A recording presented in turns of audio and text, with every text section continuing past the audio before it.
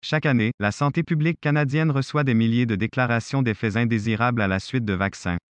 L'analyse de ces données obtenues et compilée par Radio-Canada révèle une tendance à la baisse.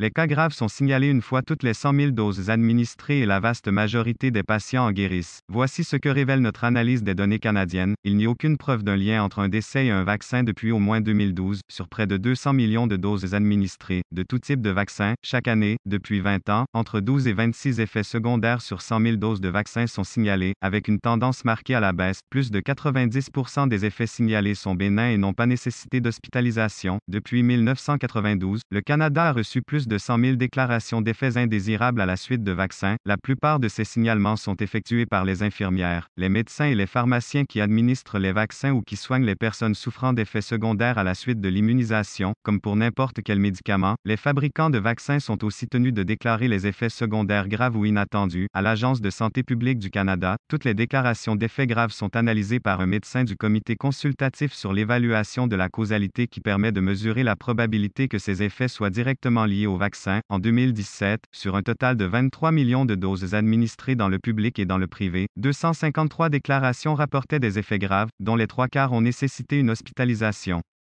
La vaste majorité des cas ont complètement guéri. Une invalidité permanente a été signalée ainsi que 4 décès, dont 2 enfants de moins de 2 ans. Mais après analyse, aucun de ces cas n'a été causé par le vaccin.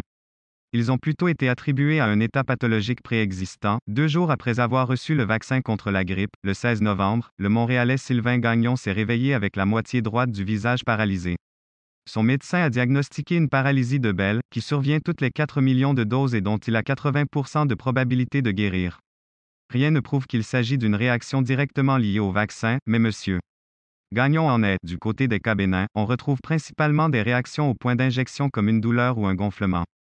Une partie des cas concerne aussi des réactions cutanées et des réactions allergiques. En 2017, près d'un effet secondaire déclaré sur 10 était grave.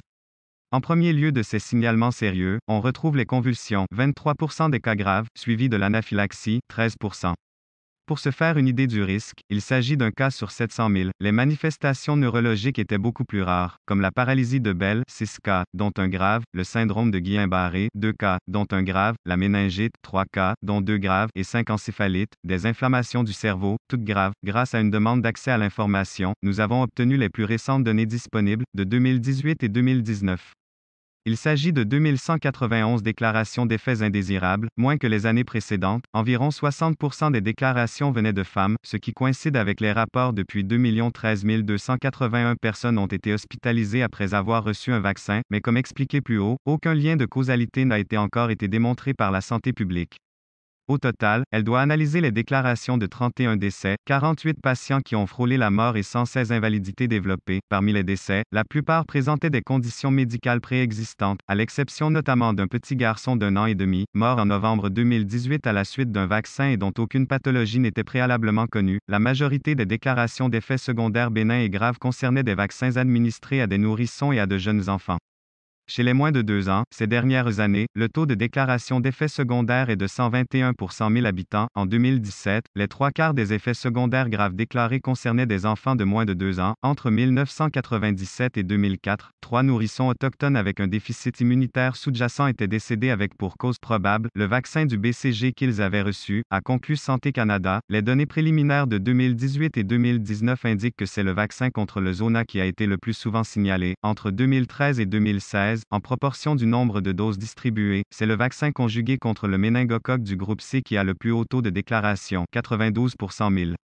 Le vaccin contre la grippe provoque cette déclaration sur 100 000, selon l'expert Alain Lamarre. Cette affaire est la preuve que le système de surveillance fonctionne bien au Canada. Le vaccin contre la COVID passera à l'histoire comme celui qui a été développé le plus vite, mais pas au coût de la sécurité, assure l'expert de l'INRS, Alain Lamarre. Monsieur Berthiaume m'explique qu'il va y avoir. L'étude rapporte l'analyse intérimaire des tests du fabricant Moderna qui a révélé que les effets secondaires comprennent la fatigue chez 9,7% des participants, les douleurs musculaires chez 8,9%, les douleurs articulaires chez 5,2% et les maux de tête chez 4,5%, selon Caroline Couard, du CHU Sainte-Justine. Si près du tiers des gens ressentent des réactions bénignes après la vaccination, ce seront, dans l'essai du vaccin de Pfizer, BioNTech, les chiffres étaient inférieurs à Moderna, les effets secondaires comprenaient la fatigue, 3,1%, 2,8% et les maux de tête, 2%, le vaccin permet de développer une immunité contre une maladie, c'est-à-dire qu'on devient capable de résister à l'infection.